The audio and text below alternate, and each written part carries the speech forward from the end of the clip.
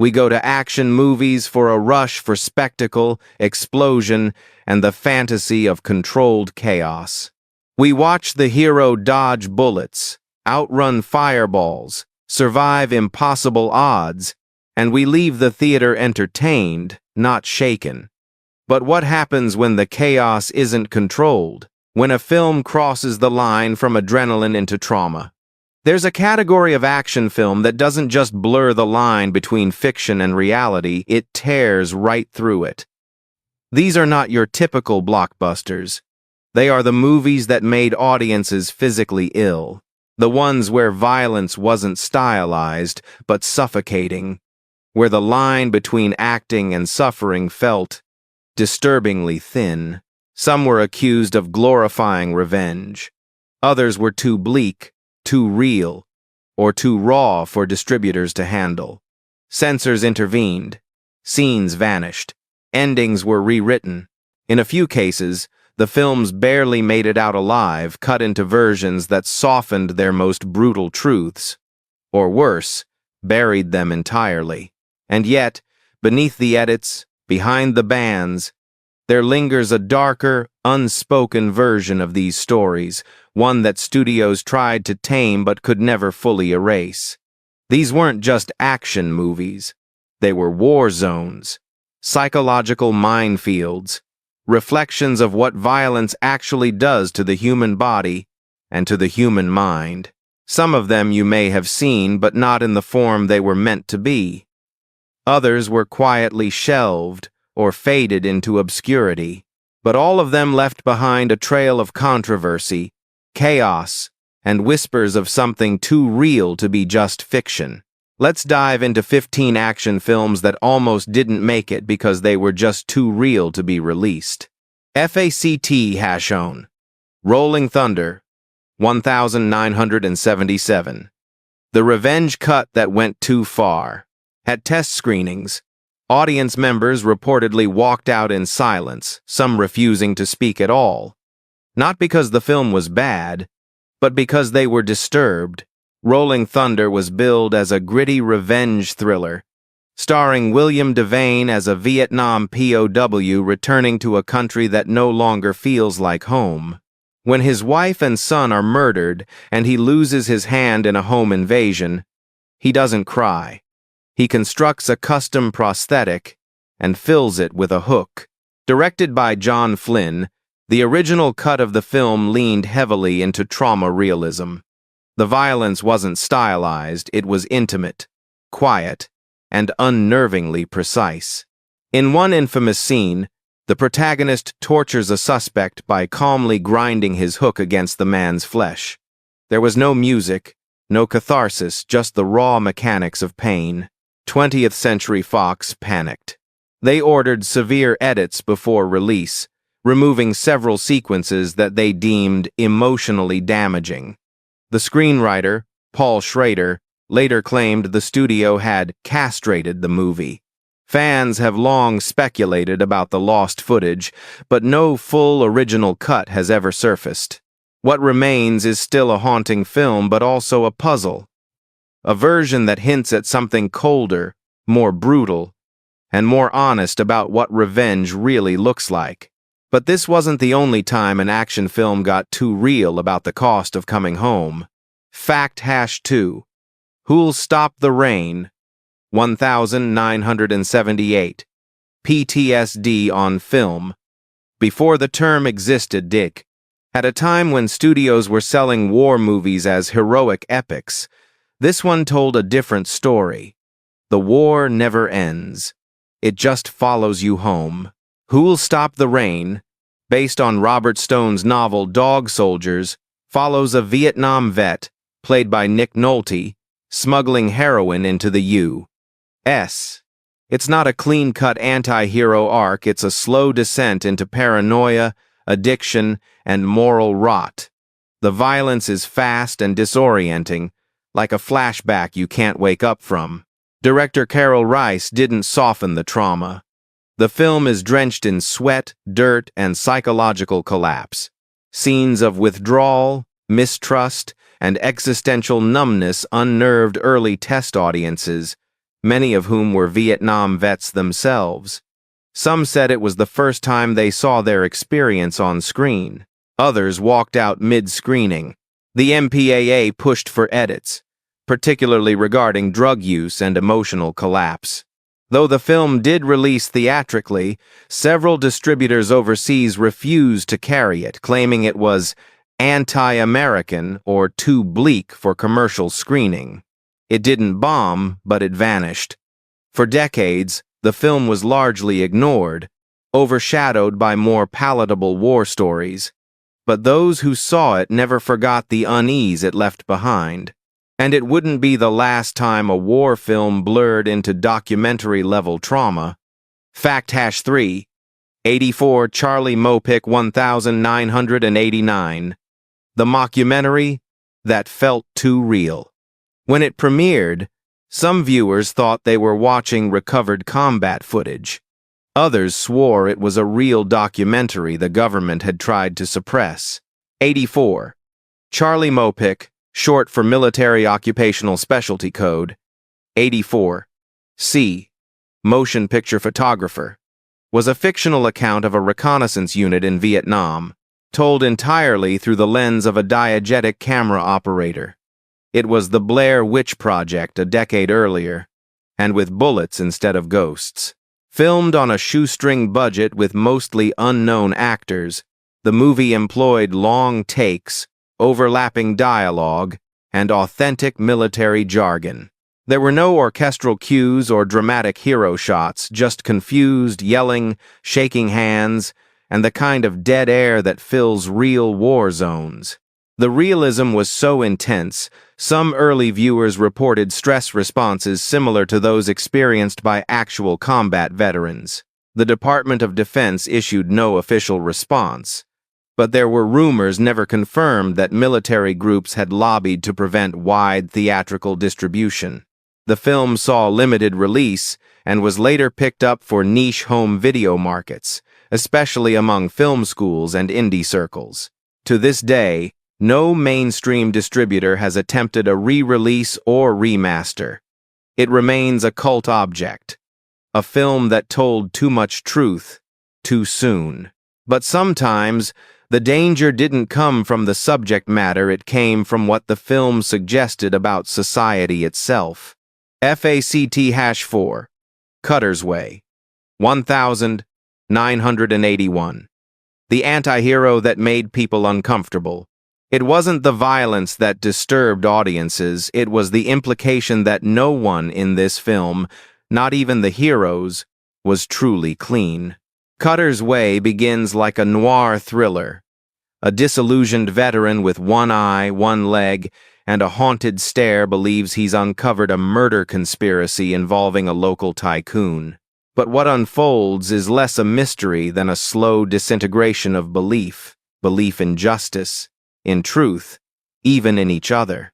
Directed by Ivan Passer, the film paints post-Vietnam America not as triumphant, but as morally bankrupt. Jeff Bridges plays the passive friend pulled into a rabbit hole he doesn't want to see. John Hurd, as the titular Cutter, is volatile, alcoholic, and emotionally unstable, but also perhaps the only one who sees clearly. When the film was first screened, many test audiences responded with hostility. Some called it anti-American. Others simply couldn't accept a story where the truth doesn't matter and justice isn't served. United Artists delayed the release, then dumped it with minimal marketing under the alternate title Cutter and Bone. Critics would later praise it as a masterpiece of disillusionment. But at the time, it was too bitter, too accusatory, too real for audiences looking for escapism. Still, there were directors who didn't just question morality. They weaponized fate itself. Hafty #5 Sorcerer, 1977. The action film that induced existential dread. No explosions, no car chases. Just 4 men, each already dead inside, driving trucks full of nitroglycerin through the jungle and hoping the road doesn't kill them first. William Friedkin's Sorcerer was meant to be a tense, atmospheric remake of The Wages of Fear. What he delivered instead was a brutal odyssey into despair. The first 45 minutes contain almost no dialogue. Each character's introduction involves failure, shame, or death. Then comes the journey, a nightmare of rain-slick cliffs, collapsing bridges, and soul-level exhaustion. Friedkin insisted on filming in real jungles with real trucks. The actors performed on unstable rope bridges dangling over waterfalls. One truck nearly fell off. Crew members quit. Roy Scheider reportedly suffered minor breakdowns during filming. There was no glamour, only attrition. Critics at the time were baffled. Audiences, expecting something closer to The French Connection, recoiled. Universal cut the budget for marketing and reduced its theatrical run. The studio buried the film after its poor box office, especially as Star Wars released weeks later and changed everything. But decades later, Sorcerer has been rediscovered. Not as a commercial hit, but as a psychological landmine disguised as an action film. Next came a film so charged with metaphor, some states refused to screen it at all. Fact-6. Southern Comfort, 1981. The action allegory that got too close to home. A training mission turns into a massacre, but the real threat isn't the enemy. It's each other. In Southern Comfort, a squad of National Guard reservists conducting exercises in the Louisiana Bayou accidentally antagonize a group of local Cajuns. What begins as a misunderstanding escalates into ambushes, psychological collapse, and mutiny within the ranks. Walter Hill directed the film with the precision of a war movie, but the tension was all internal. The soldiers, ill-prepared, overconfident, and armed with blanks, fall apart the moment they realize they're being hunted. There's no external enemy to demonize, just terrain, trauma, and poor decisions. When the film was screened for regional censors and state film boards, some deemed it anti-military. Several southern states reportedly refused to screen it altogether. The military itself distanced from the project, and the studio avoided marketing it as a war film to minimize backlash. But for those who did see it, the message hit hard. The enemy isn't always out there. Sometimes, it's the ego inside the uniform. And in the next film, that truth became even harder to ignore. Fact-7. The Dogs of War, 1980. A film too honest about mercenaries. The most uncomfortable thing about The Dogs of War wasn't the violence, it was the professionalism of it. Killing wasn't personal, it was procedure. Starring Christopher Walken as a jaded photojournalist drawn into a corporate-sponsored coup in Africa. The film initially presents itself like a standard action vehicle, but what unfolds is a cold, surgical depiction of modern warfare, stripped of nationalism, ideology, or even emotion. Director John Irvin, a veteran of war documentaries, staged firefights with an eerie detachment. No sweeping music, no slow-motion heroics, just practiced men doing ugly jobs for profit. In one chilling scene, Walken's character teaches local rebels how to manufacture improvised explosives using fertilizer and sugar step by step with deadpan clarity. When screened for international distributors, several European markets flagged the film for excessive paramilitary detail. American censors requested edits, particularly in scenes showing executions and torture, claiming it blurred the line between fiction and military instruction. The film was cut by nearly 12 minutes before its U.S. release.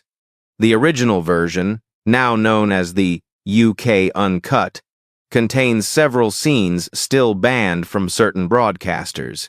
The Dogs of War didn't just depict conflict, it detailed the commodification of it. And that made it dangerous. But few films pushed closer to the edge than the original ending of Rambo. Fact-First Blood, 1982. The ending that studios buried. Before he became a franchise icon, Rambo died, and it was supposed to feel like mercy.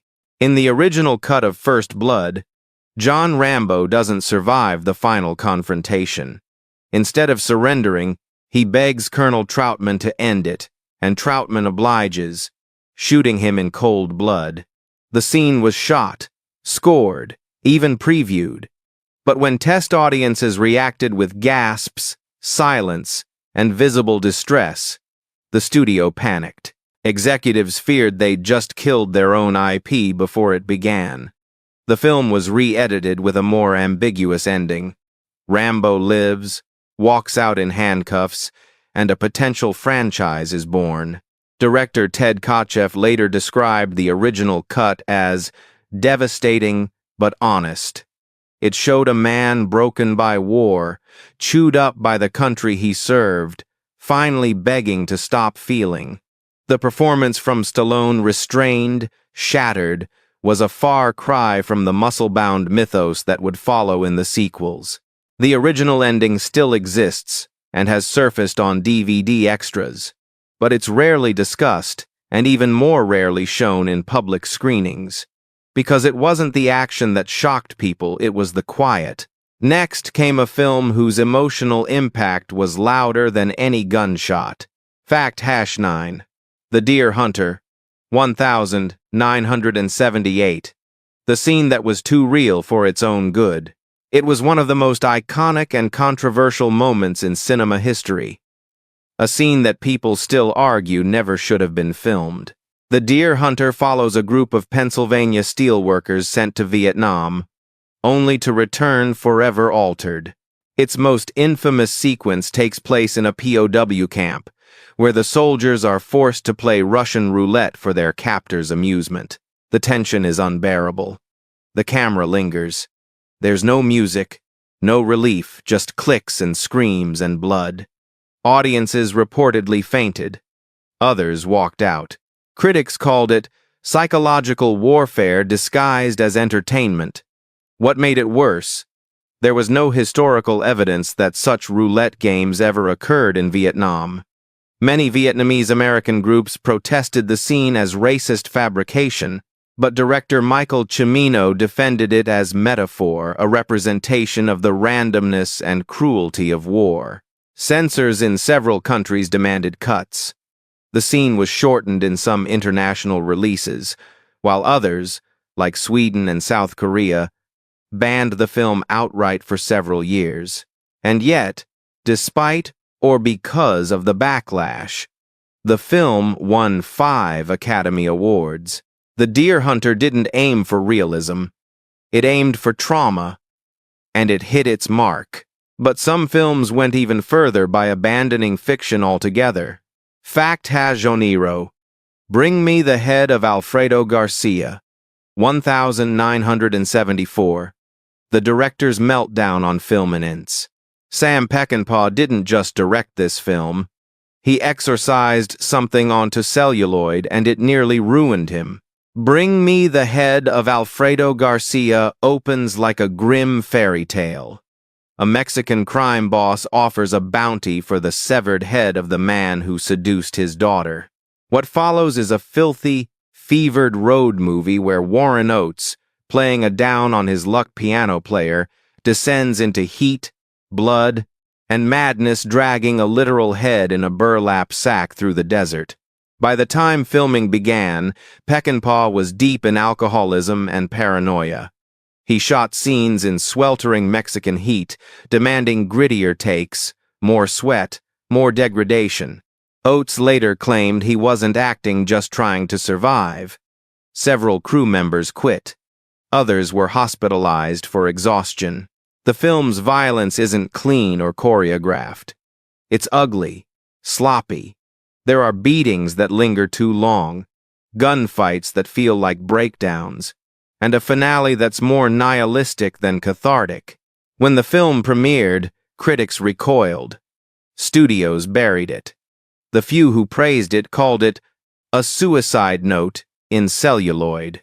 Years later, it gained a cult following, but even then, it divided audiences. Some saw it as genius, others as a breakdown masquerading as cinema.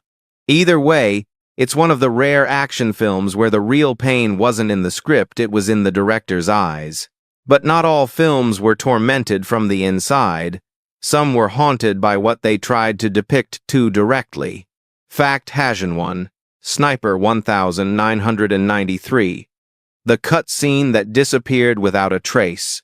On paper, Sniper was a simple military thriller. Tom Berenger plays an elite marksman navigating jungle warfare with a rookie partner. But buried inside the original script and rumored to have been filmed was a scene so controversial it never made it past the first rough cut. Multiple crew members later hinted at a sequence involving a sniper shot on a civilian hostage ordered by a corrupt commanding officer. The victim? A teenager used as bait. The scene reportedly showed the bullet's impact in slow motion, followed by several seconds of silence and the sniper vomiting. According to editor interviews, the footage was removed before test audiences ever saw it. The studio feared not just backlash, but a change in the film's genre identity. Sniper was supposed to be tense, not tragic. Years later, fans noticed jump cuts in the timeline and missing context in Berenger's character arc. Some believe the cut scene still exists in an archived workprint. Others argue it was never finished. Either way, the moment real or apocryphal continues to hang over the film like a blank space in the crosshairs. But sometimes, it wasn't just one scene, it was the entire film that became a scream too loud to ignore. Fact Hajan 2, Combat Shock 1984. The film so bleak, it was mistaken for propaganda. There's a line between hopelessness and exploitation, and Combat Shock doesn't just cross it, it obliterates it. Directed by Buddy Giovinazzo on a shoestring budget, the film follows a Vietnam vet wandering the decaying streets of Staten Island. He's jobless, hallucinating, caring for a chemically deformed infant, and spiraling into madness. There are no missions, no redemption arcs, only poverty, trauma, and despair. Filmed in real derelict buildings using guerrilla tactics, the movie captures a level of urban rot that critics described as emotionally unwatchable.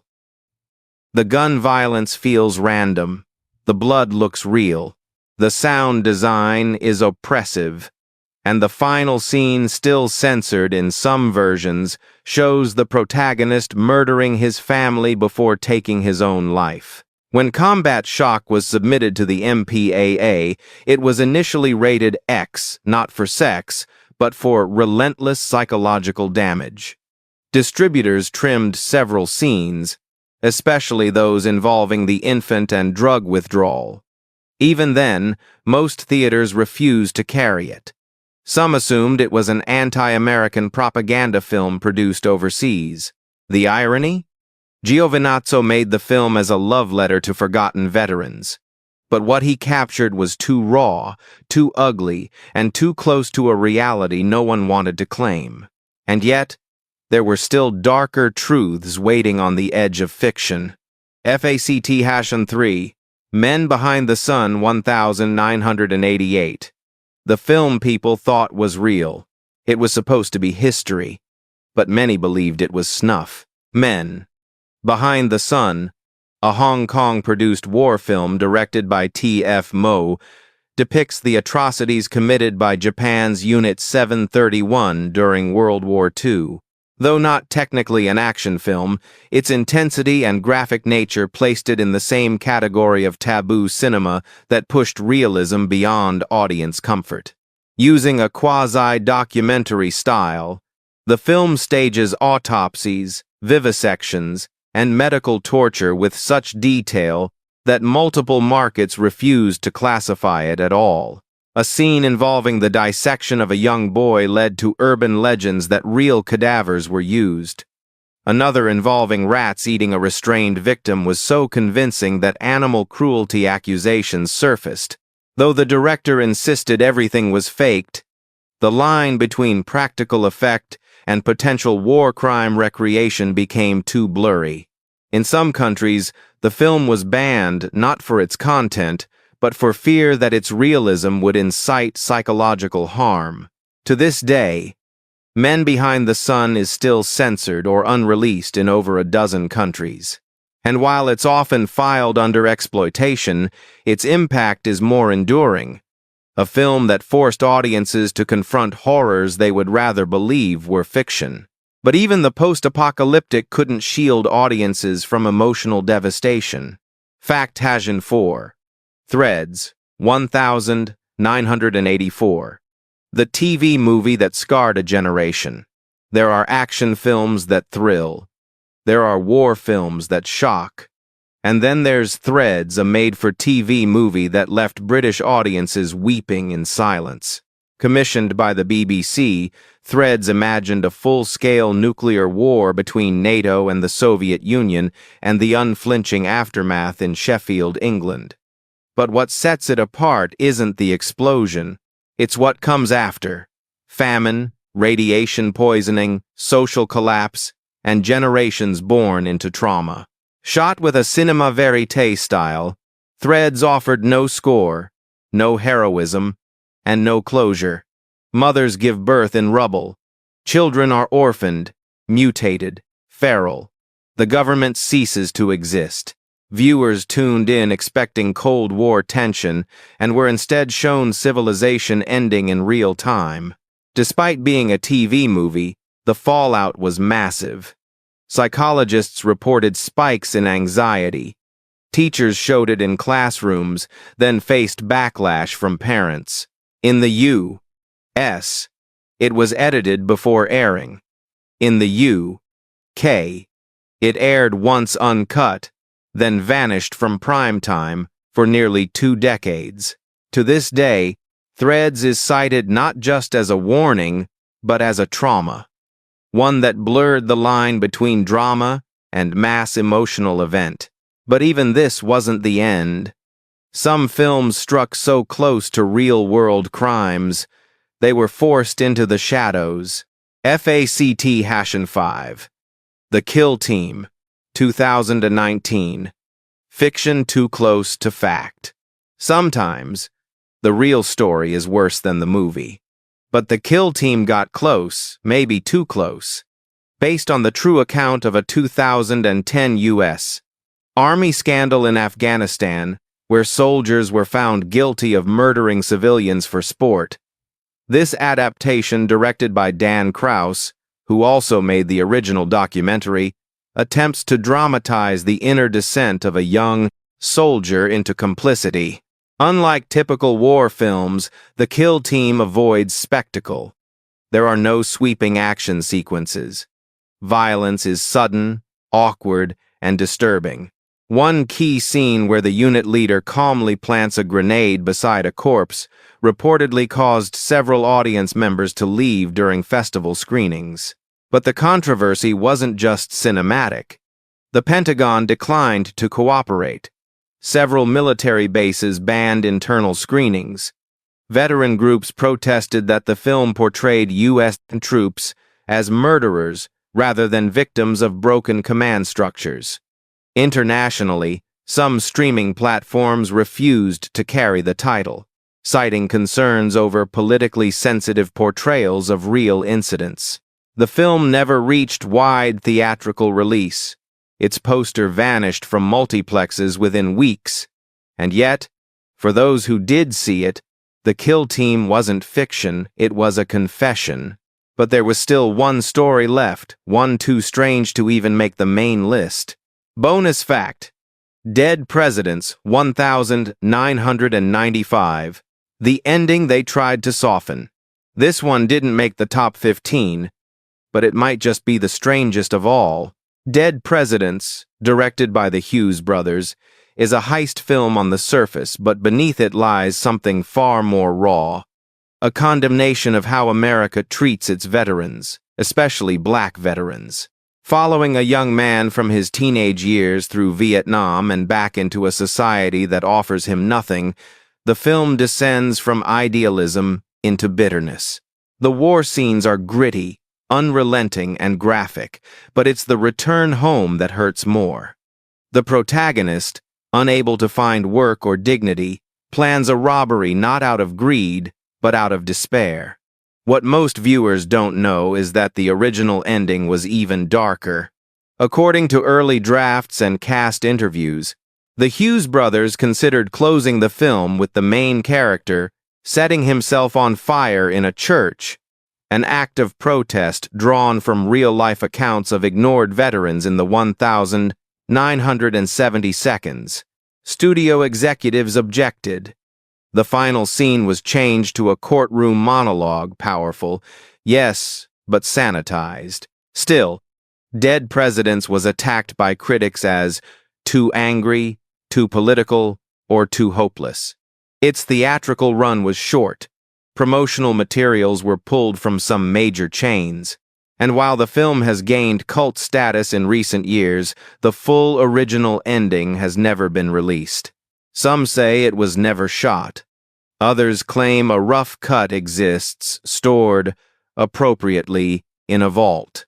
So now we ask, were these films punished for being too violent, or for being too honest? When does realism in action cinema stop being entertainment and start becoming something audiences aren't ready to face? Tell us, which of these films do you think deserve to be seen in its rawest, unedited form? And is there a film you watched once and never wanted to see again? We'll be watching the comments.